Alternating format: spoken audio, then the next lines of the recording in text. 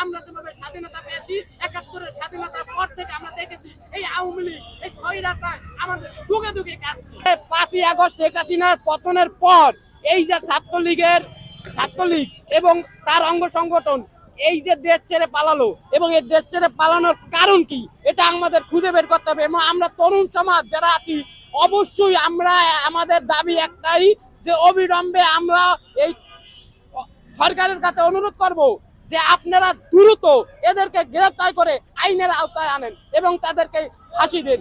আমরা দেখেছি আমাদের নিরীহ কিভাবে ভাই বোনের এবং সাধারণ ছাত্র, এবং শুধু ছাত্ররা না, আজকে আপনারা স্মরণ করতে হবে যে আমরা যারা খেটে খেয়েছি এবং দিনমজুর, প্রত্যেকে আমরা এর সুস্থতা আনন্দ চাই এবং প্রত্যেকের অংশগ্রহণের মাধ্যমে একটা স্বাধীনতা আমরা অর্জন করেছি।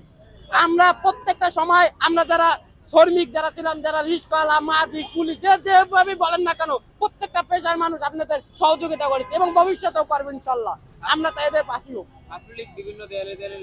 আবেগের বসতি, বোকার স্বর্গে বসবাস করা, আসলে এগুলো তারা গুপ্তচুরির মধ্যে মানুষকে আতঙ্কিত ছড়াচ্ছে এবং মানুষকে ভয়ভীতি দেখাচ্ছে। তাদের এই বাংলার বুকে ফিরে আনার কোনো সুযোগ নাই এবং ইনশাল্লাহ তারা বাংলার বুকে ফিরে আসতে পারবে না। কারণ যে ছাত্রলীগ বিশ্বে কোথাও এভাবে নাই যে একজন চলে গেছে আবার সে ফিরে এসেছে। আমরা এই ছাত্রলীগের বিচার চাই এবং ছাত্রলীগকে নিয়ে যে গুজব আপনারা দিবা স্বপ্ন দেখছেন, যারাই দেখে তারা মিথ্যা বোকার সঙ্গে বসবাস করে। সাধারণ মানুষ বলছে যে 5 তারিখের মধ্যে আমরা দেখতে পাচ্ছি 5ই আগস্টের পরে এটা কথা সত্য বলছেন, কারণ আমরা অনেক জায়গায় দেখতে পাচ্ছি যে চুরি, ছিনতাই, চাঁদাবাজির মতো নৃশংস ঘটনা ঘটছে। এগুলা কারা করছে, এগুলোর বিষয়ে আমাদের অবিলম্বে এদেরকে বিচারে আওতা আনতে হবে। তা না হলে স্বাধীনতার যে সুফলটা আমরা পাবো না। তার মানে কি, আওয়ামী লীগের সময় আমরা চাঁদা দিয়েছি, এখনো চাঁদা দিচ্ছি, তার মানে একই হলো।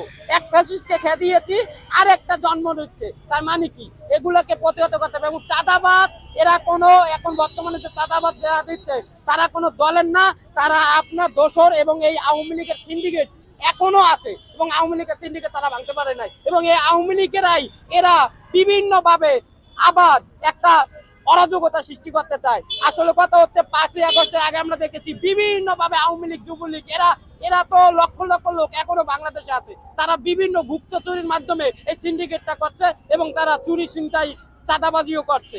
এখন তারা এই চাঁদাবাজি করে আবার দেশকে অস্থিতিশীল করতে চায়।